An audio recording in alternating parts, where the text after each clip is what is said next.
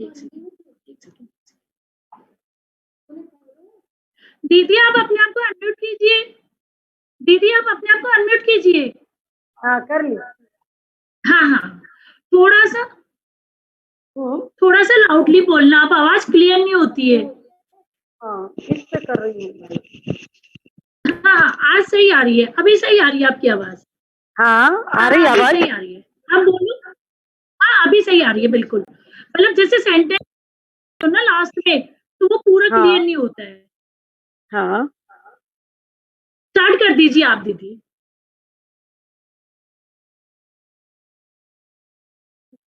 Hello, हाँ दीदी। प्रवचन स्टार्ट करें? हाँ बिल्कुल बिल्कुल। ओम नमः सिद्धेभ्यः, ओम नमः सिद्धेभ्यः, ओम नमः सिद्धेभ्यः। नमो अरिहन्ताणं, नमो सिद्धाणं, नमो आयर्याणं, नमो उवज्झायाणं, नमो लोहे सब साहूणम। जय बोलो 24 तीर्थंकर भगवान की जय। शासन नायक भगवान महा जय। संत शिरोमणि आचार्य गुरुवर विद्यासागर जी महाराज की जय। आज्ञारत मृदुमती माता जी की जय। समस्त आचार्य संघ की जय। जैसे कि आपको विदित है कि आज 16 कारण महापर्व का चौथा दिन है। अभीक्षण संवेद भावना जिसका नाम है। अभीक्षण ज्ञानोपयोग के बाद अभीक्षण संवेद तो होना ही था। किसी जीव को ये पता चल जाए कि आपकी ये जो भोज्य वस्तु है इसमें जहर मिला है, तो उसके भीतर संवेग यानी डर होना ही था। क्योंकि अगर भोजन में जहर मिला है तो कौन समझदार व्यक्ति उसे ग्रहण करेगा। और यदि उसे ये पता चल जाए कि इस वस्तु में अमृत मिला है, तो ऐसा कौन सा व्यक्ति है जो उसे ग्रहण नहीं करेगा।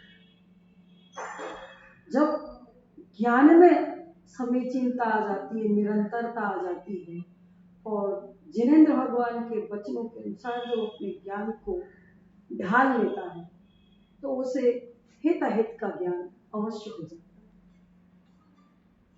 है। आज का प्रकरण है दुख से भीति और दुख के कारणों से भीति, और सुख के कारणों से प्रीति। इसका नाम है संवेग, अभीक्षण संवेग भावना। तो संसार के अंदर यह जीव जब से है तब से दुखी है। अनंत अनंत काल निगोद में व्यतीत किया, जहां एक श्वास में 18 बार जन्म मरण किया। अनंत काल के बाद मुश्किल से यह जीव पृथ्वी, जल, अग्नि, वायु, वनस्पति में आया। तो पृथ्वी के दुखों का भी पार नहीं, जल के दुखों का भी पार नहीं, अग्नि के दुखों का भी पार नहीं, और वनस्पति के दुखों का भी पार नहीं, और वायु के दुखों का भी। अगर आप चारों तरफ आपके आसपास बिखरे हुए इन सारे जीवों को देखें और उनके पास 2 पल को खड़े होकर के विचार करें कि इनके पास दुख है या सुख है। दुख है तो क्यों है, और सुख नहीं है वो भी क्यों है, क्यों नहीं। अगर आप चिंतन करेंगे तो आप पाएंगे कि बेचारे कर्म के मारे बस सिर्फ फल भोगने के लिए मजबूर हैं। उसमें कोई चेंज नहीं कर पा रहे हैं, उसमें कोई परिवर्तन नहीं कर पा रहे। यदि कोई पेड़ है 10,000 वर्ष से खड़ा है तो बस खड़ा है। सर्दी, गर्मी, वर्षा, कोई भी कष्ट हो, आया है तो सिर्फ सह रहा है। वहां से न हिल सकता, न डुल सकता। उस पर्याय के दुख तो सिर्फ वही जान सकता है। हम तो सिर्फ जिनेंद्र भगवान के ज्ञान के अनुसार उसकी व्याख्या कर रहे हैं, लेकिन जिसके भीतर दुख आया है तो वही महसूस कर सकता कि दुख किस चिड़िया का नाम है। अगर यह जीव फिर त्रस राशि में आए, 2 इंद्रिय, 3 इंद्रिय, 4 इंद्रिय, असेनी सेनी पंचेंद्रिय, फिर पर्यायों में आया, तो 2 इंद्रिय के दुखों को किसने नहीं देखा? चाहे वो केचुआ हो, चाहे लट हो, चाहे शंख हो, जहां देखो तहां उन जीव राशियों के ऊपर इतना घोर संकट। कब वो मुश्किल से तो निगोद से निकल करके इस पर्याय में आकर जन्म लिया, और किसने गाड़ी चला दी और खत्म, उनके शरीर का अंत हो गया। आत्मा जिस खोटी योनि से या कहीं से निकल के आई थी, हो सकता है उसको यहां तक आने में अनंत काल लग गया, लेकिन उसे उसी योनि में पहुंचने में एक समय की देर लगी बस। इसलिए उस पर्याय में कितना दुख है, ये तो वही जीव जाने, पर्याय के बलिया नहीं जान सकते। 3 इंद्रिय पर्याय में कितने जीव हैं? चीता चीटी असंख्यात की तादाद में एक गांव में मिलेंगे, दूसरे गांव में देखो तो भी असंख्यात है। और इस तरह से भले वो अनंत की कोटि में नहीं है, लेकिन कितना बड़ा असंख्यात है 3 इंद्रिय जीवों का, और उनके दुखों का कोई पार नहीं। 4 इंद्रिय को देखो, मक्खी है, मच्छर है, भौरा है, इनके कष्ट हे भगवान, कभी किसी जीव को इन योनियों में जन्म न लेना पड़े।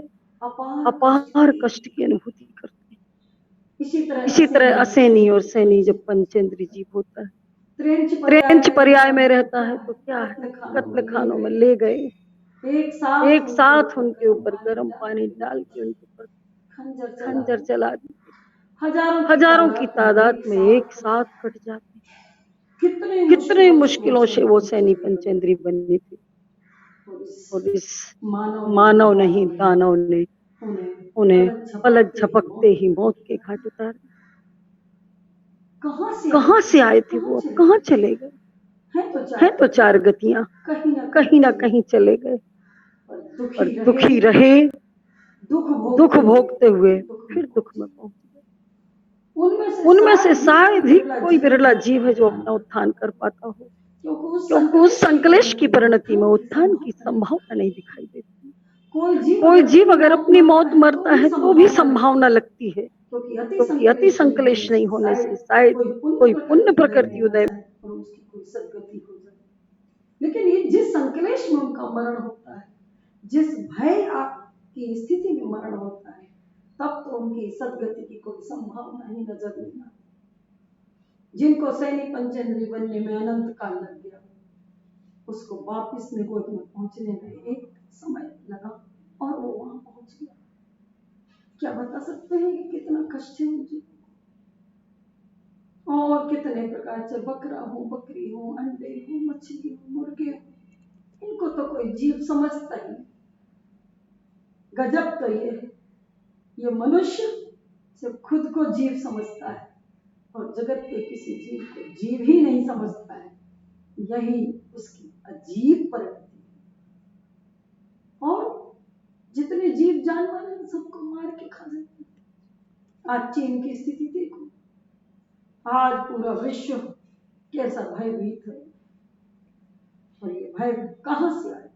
उस हिंसक परिणाम से आए, उस खोटे विचार से आए, जिसके मन में हिंसा, वचन में हिंसा, कार्य में हिंसा। ऐसे लोग स्वयं तो दुर्गति में जा ही रहे, पर असंख्यात जीवों को दुख की परिणति से ग्रसित कर रहे, भयभीत कर रहे। इसलिए संसार के इस परिणाम से हमें डरना है, और जो दुख के कारण है उनसे भी डरना है, क्योंकि दुख से तो सब दुखी हैं, लेकिन दुख के कारणों से अगर हम दुख की अनुभूति कर लेंगे तो निश्चित हम सच्चे सुख मार्ग खोजेंगे, और सच्चे मार्ग की खोज करेंगे और उस मार्ग पर चलेंगे तो निश्चित हम उस अनंत सुख को प्राप्त होंगे। त्रियंच योनि के दुख इतने हैं कि असंख्यात जिह्वाओं से भी उनका बखान नहीं किया जा सकता। यही कारण है कि वो सब मौन है। अगर एक एक पशु योनि का जीव अगर अपने दुख को बयां करने लगे तो मनुष्य का जीवन जीना मुश्किल हो पड़ जाएगा। इसलिए वो सब मूक हैं जिससे कि मनुष्य अपना जीवन सुखमय जी सके, और वो अपना दुख भीतर भीतर पीते हैं, घुटते हैं, मरते हैं और किसी से कुछ कह नहीं पाते। इसलिए केवल ज्ञानी का ज्ञानी भी उनके दुख की कथा पूरी नहीं कर पाया, तो हम और आप उनके दुख का कितना व्याख्यान कर सकते हैं। वहां से जीव कब कैसे निकलता है, कैसे विकास करता है, उसकी सूक्ष्म परिणति का ज्ञान हमारे ज्ञान का विषय नहीं है। लेकिन कभी क्वचित जैसे भड़ भूजे की कढ़ाई में से सिकने वाले चना में से कोई दो चार उचट जाते, बाहर निकल जाते, क्या परिणमन होता है कि दो चार उचटते। इसी तरह कोई न खोटी योनियों परिणामों में से उचट के मनुष्य बन जाते हैं। और मनुष्य भी यदि विलेज खंड का बना, ऐसे मांसाहारी देश प्रदेशों में जन्म लिया, तब तो उसका जन्म लेना और नहीं लेना दोनों है। वह मनुष्य बना जरूर है अपने कर्मों के फल को भोगने के लिए, लेकिन वो कर्मों से बचने का कोई उपाय नहीं कर सकता। जिस दुर्गति से निकल के आया है वापिस उसकी गति दुर्गति है, क्योंकि जब उसने अपना विकास नहीं किया, जब उसने अपना धर्म पुरुषार्थ नहीं किया, मोक्ष पुरुषार्थ नहीं किया, तो तो पाप के पुरुषार्थ से जो दुर्गति होनी थी वही उनकी हो जाती। उनको इस विश्व की कोई शक्ति बचाने वाली नहीं है, क्योंकि उनके पास वीतरागी देव शास्त्रों गुरु का सानिध्य नहीं है, जिनेंद्र भगवान का मार्गदर्शन नहीं हो, उनके वचन उनके पास नहीं है। दुख और दुख के कारणों से बचने का उनके पास कोई उपाय नहीं है, सुख और सुख के कारणों से जुड़ने का भी उनके पास कोई उपाय नहीं है। वो सिर्फ जी रहे हैं और मर के दुर्गति में जा रहे हैं, क्योंकि वो मिथ्यात्व, पांच पाप, अविरति और कषाय और प्रमाद जैसे इन संपूर्ण दुर्गति के कारणों से जुड़े रहते हैं, और उस जुड़े रहने के कारण उनकी दुर्गति निश्चित रहती है। इसलिए इन पर्यायों का ज्ञान करना भी अति आवश्यक है, जिससे कि हम ये समझ सकें कि हमारा अतीत ये था, और कहीं ऐसा ना हो कि हमारा भविष्य वापिस वहीं बन जाए, हमें उन दुर्गतियों में जाना ना पड़े। इस हेतु हमें इन चारों गतियों का ज्ञान करना अनिवार्य है। या तो वो हमारे अतीत के परिणाम थे, पर हमारा भविष्य न बने, ऐसा सोच करके हमें बहुत सावधान होना। भगवान आदिनाथ के पुत्र भरत चक्रवर्ती, उनके पुत्र मारीची, देखो तो तीर्थंकर और चक्रवर्ती तद्भव मोक्षगामी परिवार में जिसका जन्म हुआ, लेकिन उस जीव ने अभिमान के कारण अपना ऐसा पतन किया, ऐसा पतन किया, असंख्यात बार किन किन योनियों में जन्म लिया, कितनी दुर्गति की। कहाँ पहले तीर्थंकर के समय का वह जीव और कहाँ 24वां तीर्थंकर बनने वाला है।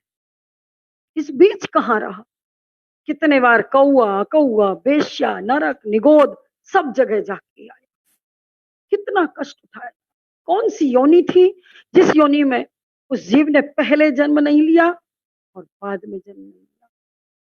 लेकिन जैसे ही नरक से निकल करके शेर की पर्याय में वो आए और हिरण को मारना ही चाह रहे थे, इतने में ऊपर आकाश से दो रिद्धिधारी मुनिराज आते हैं और उन्हें संबोधन करते, हे मृगराज, तुम भूल गया नरक के दुखों को, अभी नरक से निकला है, कितने से दिन हुए हैं नरक से निकले, वो तो वापिस नरक की ओर जा रहा है, क्या कर रहा है। और ऐसा संबोधन जैसे ही सुनता है शेर, उसे जाति स्मरण हो जाता है और नरकों में बिताए हुए इतने सागरों पर्यंत के दुखों का स्मरण हो आता है, और हाथ जोड़ करके वही गुरु के उपदेश सुनता है और सुनता हुआ आंसू बहाता हुआ बैठ जाता, हमेशा के लिए आहार जल का त्याग कर देता है, अणुव्रतों को ग्रहण कर लेता है, और ये सोचता है कि अब मुझे ऐसा कोई पाप नहीं करना जिससे मुझे नरक जाना। इसलिए देखिए, जिस नरकों की स्मृति मात्र हमें कपा देती है। यह जीव जगत के कैसे नरक की ओर जा रहे हैं, उन्हें ज्ञात ही नहीं कि उनके कदम नरक की ओर है। अगर उन्हें ज्ञात हो तो निश्चित समझ जाएंगे। इसलिए स्वाध्याय करने से हमें वो ज्ञान हो जाता है और हम उस ज्ञान के द्वारा अपने आप को बचा लेते हैं। किसी को पता हो कि सामने जहर रखा है, कौन है जो समझदार व्यक्ति उसे खाएगा? उसे मालूम है कि जहर खाने से मर जाते हैं, वो कभी ऐसी गलती नहीं कर सकता। लेकिन जिसे पता ना हो, रसगुल्ला मीठा लग रहा और उठा के खा लिया और मर गया, फिर वो अपने आप को कैसे बचाएगा? इसलिए हमें स्वाध्याय अवश्य करना चाहिए, तत्व ज्ञान अवश्य करना चाहिए, जिससे हमें अपनी गति और आगति का ज्ञान हो जाए और वो किस तरह से कहाँ कैसे दुख है, कहाँ कैसे सुख है, उसका ज्ञान हो और अपने आप को संभाल सके। और उस शेर ने फिर हमेशा के लिए अन्न जल का त्याग करके लेखना ली और समाधि मरण करके वह स्वर्ग चला गया। त्याग सुख का कारण है, धर्म सुख का कारण है और पाप दुख का कारण है। दोनों का निर्णय शेर पर्याय में हुआ। गजब तो ये बात है कि मनुष्य जिस निर्णय को पूरी जिंदगी में नहीं कर पाता है, उस शेर ने उस त्रियंच पर्याय में निर्णय कर लिया और उस निर्णायक दिशा में उसने जो उत्थान किया वही उसके महावीर बनने का शिलान्यास का काम किया, बीजारोपण का काम किया और वहीं से उस शेर के पर्याय से उस जीवात्मा का उत्थान हुआ और फिर वह भविष्य में महावीर बने और फिर इसके बाद उन्होंने जगत के जीवों के उद्धार किया। बीच में उन्होंने तीर्थंकर प्रकृति का भी बंद किया। कहने का मतलब है कि जिस नरक का नाम सुनने से जीव समझ जाता है, उस नरक का वर्णन हम आपके सामने कैसे रख सकते हैं, जहां की धरती को छूने मात्र से हजार बिच्छुओं के काटने से ज्यादा कष्ट है। जैसे ही कोई जीव नरक में पहुंचता है, असंख्यात अस्त्र शस्त्र बिल्कुल खड़े लगे हुए रहते हैं, सबसे पहले उस पर गिरता है, असंख्यात बार उछलता है, फिर टुकड़े होते हैं, फिर पारे की तरह जुड़ता है, फिर ऊपर उछलता है, फिर नीचे गिरता है। वह नरक में इस तरह का स्वागत होता है जीवों का। दुख से शुरू होती है कहानी और सागरों पर्यंत वो कहानी अपने नए नए एपिसोड में चलती रहती है और यह जीव दुखी होता रहता है और वहां से निकलने के बाद भी वहां जाने की फिर तैयारी कर लेता है। यही बहुत बड़ी विडंबना की बात है। और वहां पर भूख और प्यास की दुख कहें तो ऐसी भूख लगती नरक में कि 3 लोग का अनाज एक बार में खा लूं, लेकिन एक दाना नहीं मिलता। प्यास इतनी लगती कि सारे समुद्रों का पानी एक घूंट में पी लूं, लेकिन एक बूंद पानी नहीं मिलता। गर्मी सर्दी के इतने दुख हैं कि अगर कोई लोहे का गोला वहां रखा जाए तो 2 पल में पिघल के पानी हो जाए और अगर पिघला हुआ कोई लोहा है तो 2 पल में वह जम जाए। इतनी सर्दी और गर्मी है, नग्न देह है, सबके सब नपुंसक हैं और वहां स्वयं के कुअवधि ज्ञान के द्वारा वो एक दूसरे के रिश्ते उल्टे प्रतीत करते हुए और एक दूसरे को मारते काटते रहते हैं। स्वयं ही हथियार बन जाते हैं, स्वयं ही कढ़ाई बन जाते हैं, स्वयं ही ऐसी वस्तु बन जाते हैं, चूल्हा बन जाते हैं और दूसरे नारकी को उसमें उबालने का काम करते हैं। कुंभी पाक जैसे जीवों को उनमें कढ़ाइयों में पकाते रहते हैं। जैसे हम यहाँ पूड़ियां तलते हैं, एक नारकी दूसरे नारकी को ऐसे कढ़ाई में रख के तल देता है। सोचने की बात कि कितना कष्ट है, वहां के कष्टों का तो हिसाब ही नहीं लगाया जा सकता है। नाम सुनने मात्र में कष्ट है तो वहां के कष्ट को कौन बयां कर सकता है। बिलों में रहता है जीव, जो यहाँ अपने बड़े बड़े महलों में सुख से नहीं रह पाता है, पाप करता है और मर के बिलों में रहता है। एक अंधकारमय बिल में असंख्यात नारकी रहती है और छोटी सी जगह में इतने असंख्यात नारकी रहे और वो भी घनघोर अंधेरे में, तो मार काट की स्थिति क्या बनेगी। और इतने दुख उनके स्वयं के हैं, इसके बावजूद भी एक भवनवासी नाम के जो देव हैं, वो नीचे तीसरे नरक तक चले जाते हैं और भिड़ाने के लिए, उनके और पूर्व जन्मों का स्मरण दिला दिला करके उन्हें और लड़ाते भिड़ाते हैं। ये भी गजब की देवगति है, जिसको देव दुर्गति कहते हैं, जो यहाँ लड़ते भिड़ते चले गए और यहाँ एक दूसरे की चुगलखोरी करते हुए रहे और मर के अगर देवगति में गए तो वह उनका कुसंस्कार उन्हें नारकियों को लड़ाने के काम आ रहा है। कैसे है उनकी देवगति? ये देवगति के दुख है। और ऐसे ही देवगति के जीव मर के एक इंद्री बनते हैं क्योंकि उन्होंने उस पर्याय का पूरा दुरुपयोग किया। ऐसे हैं नरक के दुख जिसका वर्णन रघुमती माता जी ने अपने सिद्ध चक्र विधान में और अभी आपके 16 कारण विधान में इसी आज की अभीक्षण संवेग भावना में 63 छंदों में किया है। अगर आपके पास कॉपी पहुंच जाए, ऑनलाइन से पहुंच रही है, आप उसे अवश्य पढ़ लेना। अगर उसको पढ़ने के बाद अगर आप नरक जाने का विचार न त्याग दें,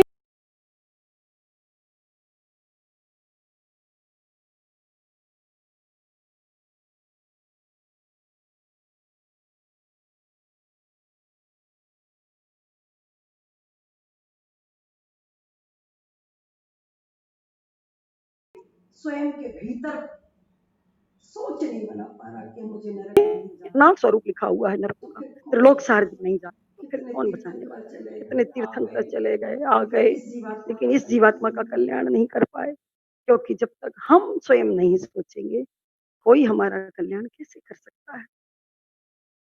तो आप आज की अभीक्षण संवेग वाली जो भावना है उसको अवश्य पढ़ेंगे और औरों को भी पढ़ाएंगे। इस प्रकार से नरक का वर्णन कैसे करूं, किस मुख से करूं, समय तो बहुत कम रहता है। इसी प्रकार देवगति के भवनवासी व्यंतर और ज्योतिष और वैमानिक आदि के क्या दुख और क्या सुख है, उनके पास जो मानसिक दुख होता है उसको हम बयां नहीं कर सकते हैं। लगता है कि भोगों में वो उलझे रहते हैं, ये कहने की बात है, लेकिन जब इंद्र की आज्ञा में उन्हें जीना पड़ता है तो जो मानसिक दुख उनको उठाना पड़ता है वो तो वही जान सकते हैं।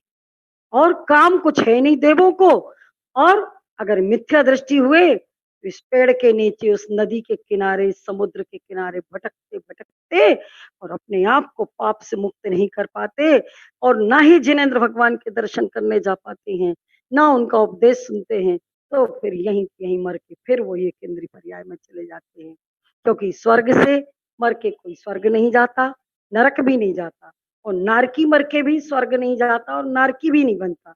उसे बनना तो मनुष्य त्रियंच है, तो अपनी परिणति के अनुसार किसी त्रियंच पर्याय में जन्म हो जाता। कहने का मतलब 4 गतियां दुखों से भरी, पर उनसे बचने का उपाय अगर किसी के पास है तो वह है मनुष्य गति के जैन के पास, जिसने जिनेंद्र भगवान के वचनों के अनुसार चिंतन कर लिया है तो वो अपने आप को बचा सकता है, नहीं तो बचने बचाने का कहीं कोई ऑप्शन नहीं है।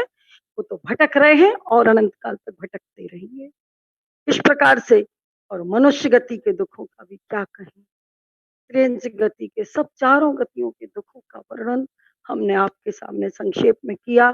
आप आगम से और विस्तार से जानिए। अब मैं आपको वो बताने जा रही हूँ कि आप सोचते होंगे कि लोग धर्म क्यों कर रहे हैं। धर्म करने वालों के पास फुर्सत है, काम नहीं है, इसलिए धर्म कर रहे हैं। नहीं, इस धरती पर सिर्फ वही समझदार व्यक्ति है जो धर्म कर रहा, क्योंकि वो समझ चुका है कि धर्म ही संसार के सुख का कारण है, धर्म ही मोक्ष सुख का कारण है। वो समझ गया है कि जो आज हमें मिला है वह सब मेरे किए हुए धर्म का फल है, और जो भी मेरे पास अभाव है मेरे द्वारा किए हुए पापों का फल है। वो समझ जाता है, उस निर्णयात्मक स्थिति में पहुंचता है, और फिर वह पापों से अपने मुख को मोड़ के धर्म के मार्ग पर अटल हो जाता है।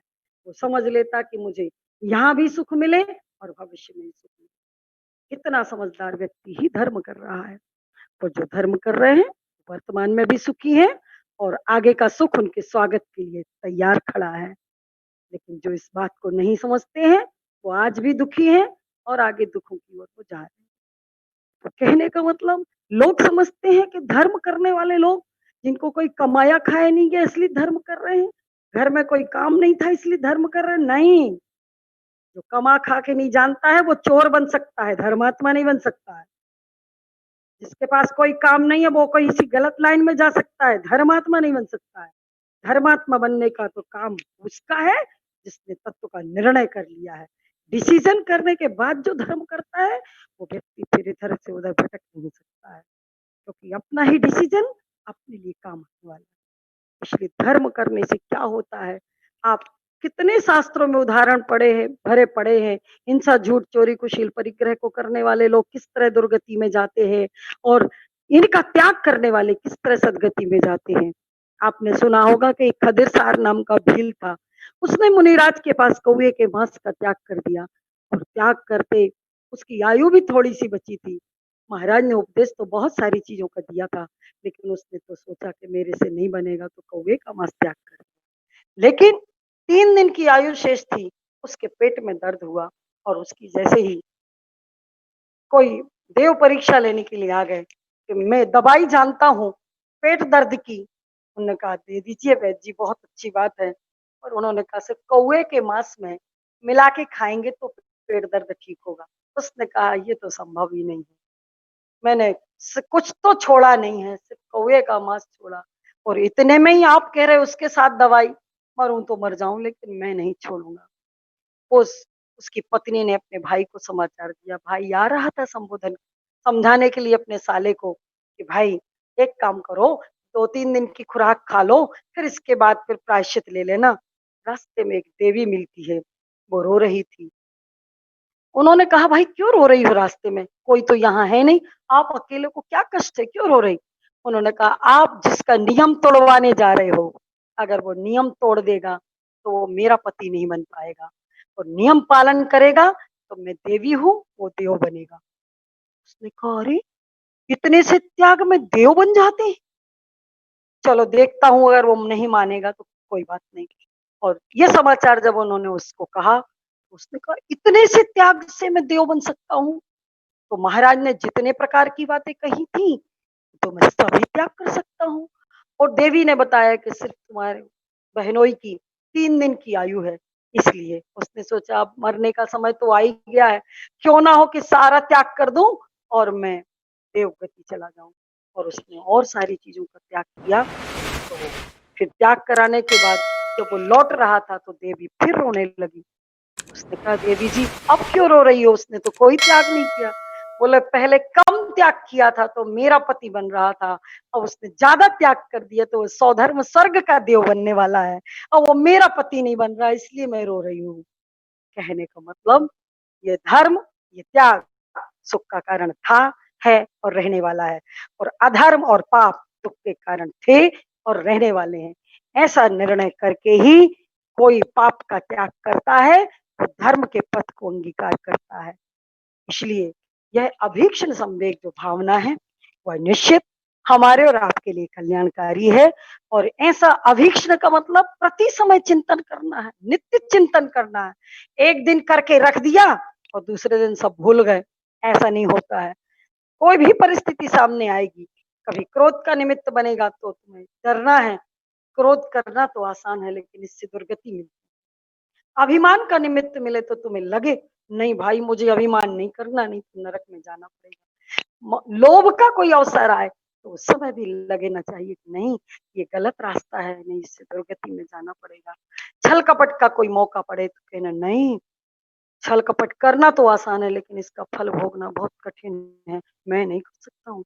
इस तरह पापों से, मिथ्यात्व से, कषायों से यह जीव अपने आप को बचा सकता है। जब प्रति समय उसको ये डर रहेगा पापों का तो अपने आप को बचाएगा। तो डर खत्म हो जाएगा तो कुछ भी कर लो। सुबह मंदिर में गए, 4 पूजा करके आए और वहां से आने के बाद सारे पाप, फिर सारी कसाएं। तो ऐसा व्यक्ति अभीक्ष्ण संवेग वाला व्यक्ति नहीं माना जाएगा, बल्कि उसकी परिणति 24 घंटे में ऐसी होगी, वो आलसी प्रमादी नहीं होगा, वो एक एक समय का सदुपयोग करेगा, वो एक एक समय में भगवान का नाम लेकर के अपने आप को आगे की लाइन पर बढ़ाएगा और पीछे किए हुए पापों की निर्जरा करेगा। तो वही व्यक्ति सही रास्ते पर चल सकता है। इसलिए आप ये मत सोचना कि धर्म करने वाले कुछ काम नहीं है इसलिए धर्म कर रहे हैं, नहीं। धर्म करने वाला व्यक्ति इस विश्व में सबसे ज्यादा समझदार व्यक्ति है, क्योंकि उसके इस हाथ में भी लड्डू है और अगले हाथ में भी लड्डू है। तो पाप करने वाला व्यक्ति तो आज भले 2-4-10 दिन फल फूल जाए, लेकिन दुर्गति से आया वापस दुर्गति में जाने वाला है। वो सिर्फ दया का पात्र है। इसलिए जितने लोग गलत रास्ते पे चल रहे हैं हम उन पर दया करते हैं। आज चीन वालों ने जो भी किया है हम उन पर दया दृष्टि करते हैं कि हे भगवान उनको सद्बुद्धि मिले और उन्होंने जो पूरे विश्व में इतना आतंक मचा के रखा है, इतना धर्म के आयतनों पर पाबंदी चल रही, मंदिर बंद चल रहे हैं, पूजा पाठ बंद चल रहे हैं, प्रवचनों पर रोक लग गई है, ये सब क्या है? यह सब अपन सबके भी पाप का उदय है, लेकिन उनको भी पाप का बंध कैसे हुआ है तो वही जान सकते हैं। हाँ, माता जी को भी बुलाना है और आप लोग शीला भाभी से कहो कि वो कहें कि माता जी आ रही हैं, तो उनको बुलाते हैं, आप लोग को दर्शन करा देते हैं और माता जी कोई संक्षिप्त में मार्गदर्शन भी देना चाहती हैं, इसलिए हम अपना प्रवचन यहीं विराम करते हैं और माता जी को निवेदन करते हैं, जल्दी से बुला लाओ। बुला तो लाओ। कितना समय है अभी भाभी? आधा घंटा? तो प्रवचन कर सकते हैं हम। माता जी को बुला ले। हाँ, माता जी को बुला। हाँ, माता जी को बुलाने चले गए हैं। नहीं, यहीं आ रही माता जी। तो कहने का मतलब है, माइक कैसे करूँ? माइक नीचे से। हाँ, नहीं है, माइक नहीं है यहाँ। हम पकड़ लेंगे इसी माइक को और इससे करवा देंगे। ठीक है ना? तो आपने, हाँ, हाँ। तो अभीक्ष्ण संवेग की बात यहाँ पूरी होती है। माता जी पधार गई हैं। जय बोलो हरिकर मृदुमती माता जी की जय। हरिका निर्णयमती माता जी की जय। हरिका संघ की जय। आप सभी लोग दर्शन कर लें, माता जी आ गई हैं।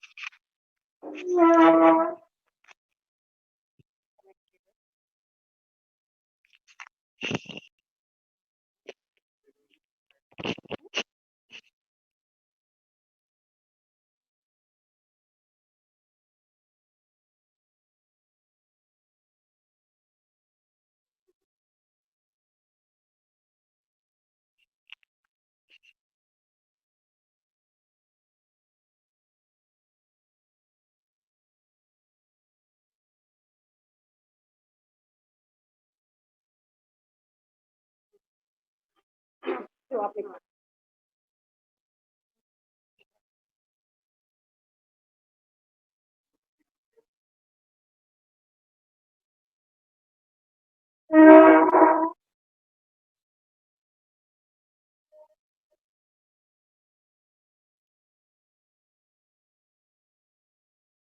आप बहनों का परम सौभाग्य है कि इस 16 कारण महापर्व में आप लोग व्रत उपवास की साधना के साथ ज्ञान की आराधना कर रही हैं, उपदेश सुन रही हैं और आनंद ले रही हैं। बहुत